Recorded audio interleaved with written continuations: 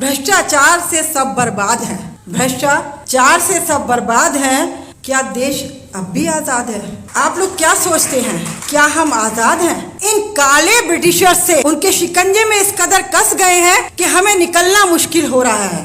मैं एक भारतीय ईसाई हूँ, मैं गर्व से कहती हूँ कि मैं एक भारतीय ईसाई हूँ। धर्म परिवर्तन का जो आरोप हम पर लगाया गया है, यदि हिंदुस्तान में देखा जाए तो ऑलमोस्ट 80% क्रिश्चियन स्कूल हैं, जिसमें 95% हिंदू, मुस्लिम, सिख, ईसाइयों के बच्चे पढ़ते हैं।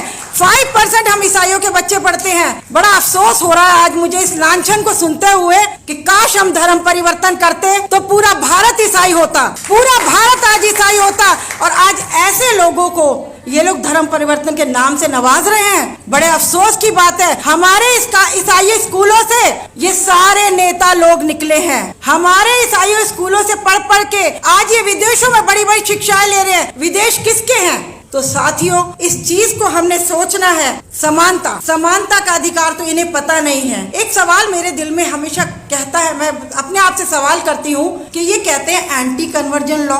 संविधान में आर्टिकल 25 हमें कहता है कि हम किसी भी धर्म को मान सकते हैं, हमें बिल्कुल अधिकार है, किसी भी धर्म को मानने का आजादी है पूरी। तो एंटी कन्वर्जन लॉ किस बात का है? दूसरी बात, ये कहते हैं कि हम धर्म परिवर्तन करते हैं, तो इस्कॉन टेम्पल वाले क्या धर्म परिवर्तन नहीं कर रहे? इस्कॉन टेम्पल में हजारों की संख्या में बाहर की महिलाएं, पुरुष आते हैं, क्या वो धर्म परिवर्तन नहीं है? ये लोग कहते हैं गाय को सम्मान देते हैं, हम गाय को, नारी का बहुत सम्मान करते हैं। बिल्कुल लेटेस्ट में बात कह रही हूँ, यदि ये नारी का सम्मान कहते हैं तो हमारी प्रेसिडेंट मिसेस द्रौपदी मुर्मू को पार्लियामेंट का उद्घाटन करने के लिए क्यों नहीं बुलाया गया? बड़े अफसोस की बात है, क्योंकि इनके अंदर जातिवाद भरा हुआ है, इनके अंदर ऊंच और नीचता की बातें भरी हुई है। इसलिए हमारी उस बहन को मैं कंडेम करती हूँ इस बात को कि उन्हें क्यों नहीं बुलाया गया, जबकि ये अधिकार सिर्फ उनका था।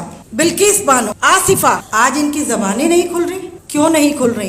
क्योंकि नारी का सम्मान कहते तो हैं, पर कहीं भी नारी का सम्मान नहीं है। किसी भी तरीके से आप देखें तो हर जगह नारी को अपमानित किया जा रहा है और गिराया जा रहा है। ये जो रेसलर बहनें साक्षी मलिक, यदि ये नारी का सम्मान करते तो उनकी दुविधा को सुनते। आप ये देखिए किस तरीके का मौसम है। गोदी मीडिया के लिए मैं कहना चाहूंगी, यदि हम पाकिस्तान की बात करें तो हम उग्रवादी, हम पाकिस्तान की बात करें तो हम उग्रवादी।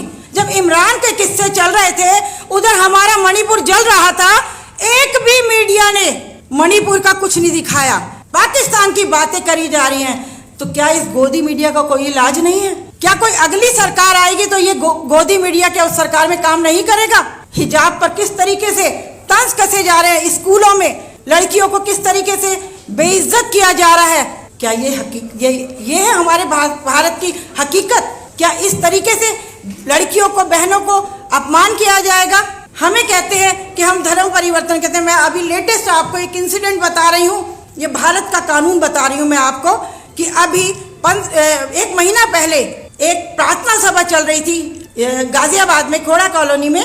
वहाँ प्रार्थना सभा में ये दंगाई गए और उन दंगाइयों ने जाकर पास्टर को और उसकी वाइफ को धर्म परिवर्तन के आरोप में जेल में डाल दिया। उसका बच्चा 1.5 साल का था।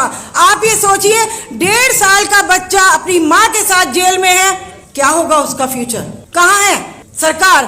क्यों नहीं उसके कानों तक हमारी आवाजें पहुंच रही हैं? तो भाई और बहनों, बहुत सी बातें, बहुत कुछ लेके आई थी, पर भाई ने टाइम ही बहुत शॉर्ट कर दिया, तो मैं नहीं कह पाऊंगी।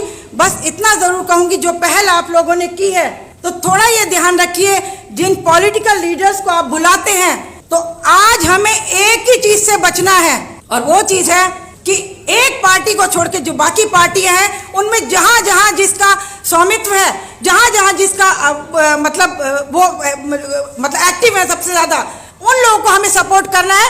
किसी अदर पॉलिटिकल पार्टी को तंज नहीं कसने हैं, क्योंकि आज ये वक्त है, यदि आज हम नेक नहीं हुए और आज हमने इनको उखाड़ कर नहीं फेंका, तो आने वाला अगले साल आप जो कपड़ा भी पहनेंगे उस पर भी आपको टैक्स देना पड़ेगा। Thank you so much.